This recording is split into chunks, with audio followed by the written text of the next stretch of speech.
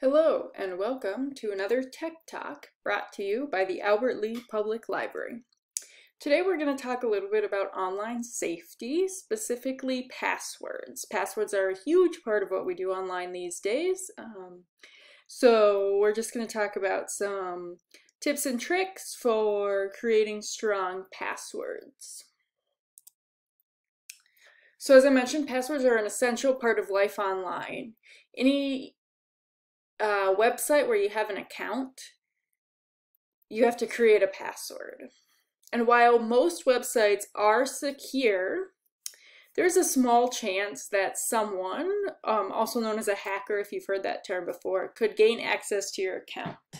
There's many ways they do this. A lot of times it's, hacking the major system. So they hack, for instance, the credit report company that got hacked a few years ago. They hack into the major system, but there's still ways that people can get into accounts.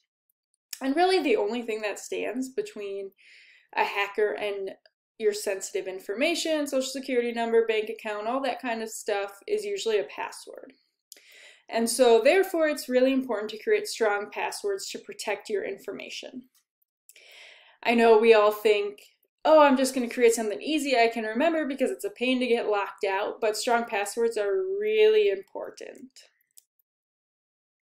So when you're creating passwords, a few tips. You want to create something that's hard to guess, and it shouldn't contain information about you. So these kind of go together. So for instance, it shouldn't contain the street you live on, your kids' names, their ages, their birth dates, your birth date, any kind of information that someone could easily get access to about you, you want to stay away from.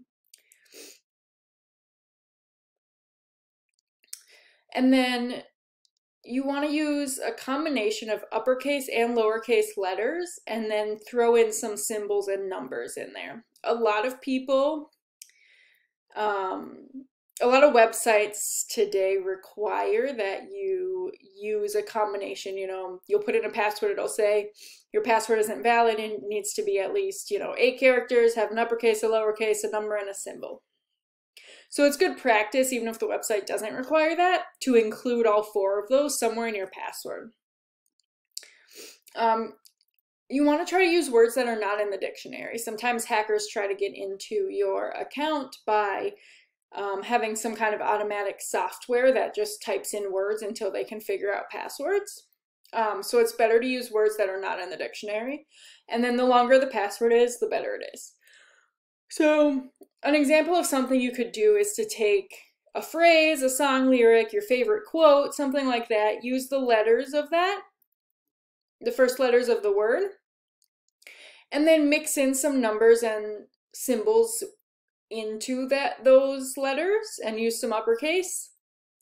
You may think it's hard to remember, but a lot of times you do it a few times and then you'll be able to get in the groove of it. So that's just kind of one example. There's plenty of other things that you can use, but if you want to think about something like that, if you're worried about remembering it. But I'll give you a little bit of information about tips about remembering.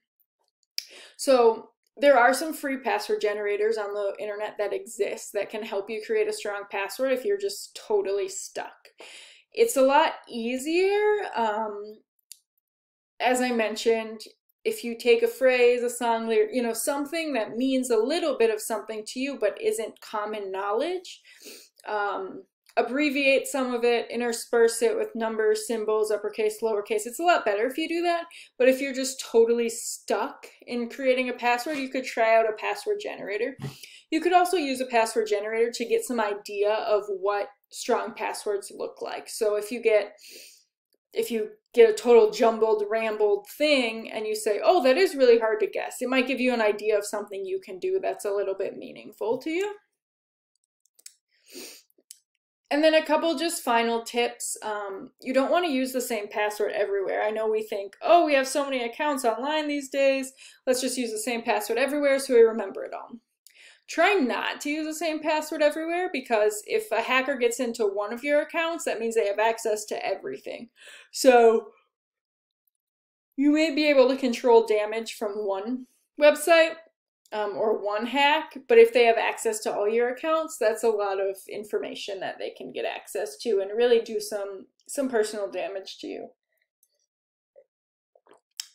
Be careful where you write passwords down. So, it's recommended that you don't write them down at all, but if you're going to create really strong passwords, it's going to be hard. So make sure that when you write them down, no one else has access to where they're written down.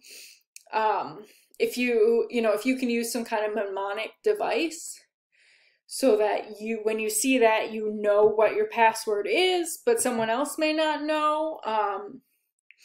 And then this kind of goes hands in hands. You don't ever want to give your passwords to a family member. I know people think, oh, it's secure, something happens, they'll have access to it. Well, they may not be as careful as you are with your passwords, and all of a sudden that piece of paper accidentally gets tossed out, or something happens to it, someone comes over to their house, sees it, so there's just all sorts of things. So just be really careful about that. And then consider using a secure password manager to keep track of your passwords. So password managers exist. A lot of them come with a little bit of a fee, but it's a way to keep your passwords. There's one password to get into the password manager. There's a lot of ways how they work. And then your passwords, you get in there and then you can see your passwords. And those are very secure. Do your research and make sure that you're getting one that's been rated highly and secure and the company's verified. But that's a really good way to do it rather than writing it down in a little notebook or something that could easily get lost or stolen if you're for instance, if it's in your purse and your purse is stolen. Well, then they have your name and they have all these passwords that they could get access to your information. And then just another quick tip that's not on here is anytime a website asks you if you want to use two-factor authentication, that's a really good check as well. So that means that if you log in to your account and immediately the computer isn't recognized, so let's say you are at a family member's house and you're logging into your email, and it doesn't recognize that IP address, you can have it do a two-factor authentication where it'll send an email to another email address, or more commonly you'll get a text message with a code, and then you put that code in. So that's really helpful if someone tries to get into your account and you get a notification that, oh, someone's trying to get into my account. They can't get in because they don't have the two-factor authentication, and then it's something to say, oh, do I need to change this password of this account? Is it not strong enough? Who's trying to get in? That kind of stuff. So just some tips and tricks. So just a quick little tech talk today about some tips in creating strong passwords. We're going to talk about a few other online safety topics in the upcoming tech talks, and I'll kind of intersperse them. So look out for those. And again, if you have any topics you want us to discuss, get in touch and let us know, and we'll look into them and see what we can do.